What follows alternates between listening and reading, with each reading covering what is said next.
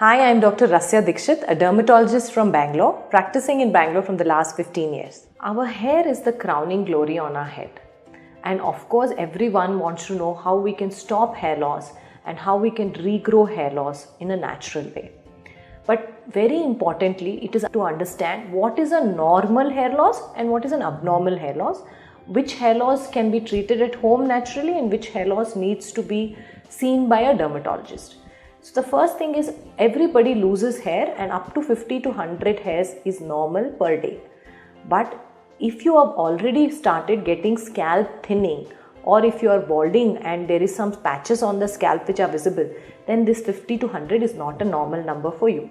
So this normal is a definition which is, has to be described based on the amount of hair which is already existing on your scalp. What are the common causes of hair loss?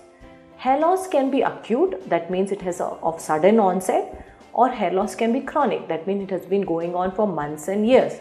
Acute hair loss usually follows some event such as viral fever, like this COVID related illnesses. We have been seeing post-COVID, lot of people coming down with hair loss, and post-dengue or typhoid there is significant hair loss. Also after delivery, pregnancy and delivery, there is a lot of hair loss. Post-surgery there is a lot of hair loss. Associated post-exam or stress, severe stress, there can be hair loss. The other is the chronic hair loss. Chronic hair loss usually has some kind of heredity as a background.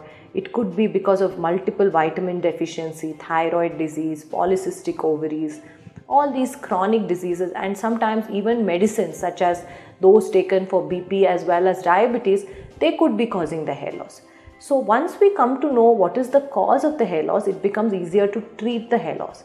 But when you say what are the things I can do at home to make the hair grow back naturally, first thing I would suggest is look into your lifestyle. Are you eating healthy?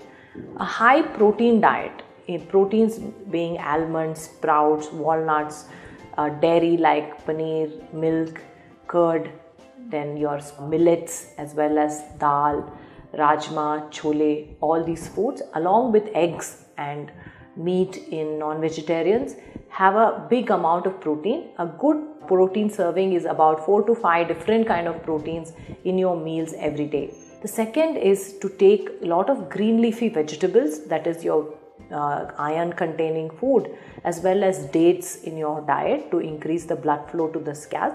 Regular exercise is very important because it increases the blood flow to the scalp. The other thing that we should do is to cut down on smoking and junk food. This will again increase the scalp health. If you have a habit of using oil for applying for the massage for the scalp, you can continue it, but remember that don't use too much force when you're massaging it. Make sure it is washed off with a good shampoo so that the scalp health can be restored. Using oiling during the time of hair fall itself can actually accelerate the hair loss. If your hair fall does not improve by these simple measures, it's time to see a dermatologist to understand what is the underlying cause of your hair loss.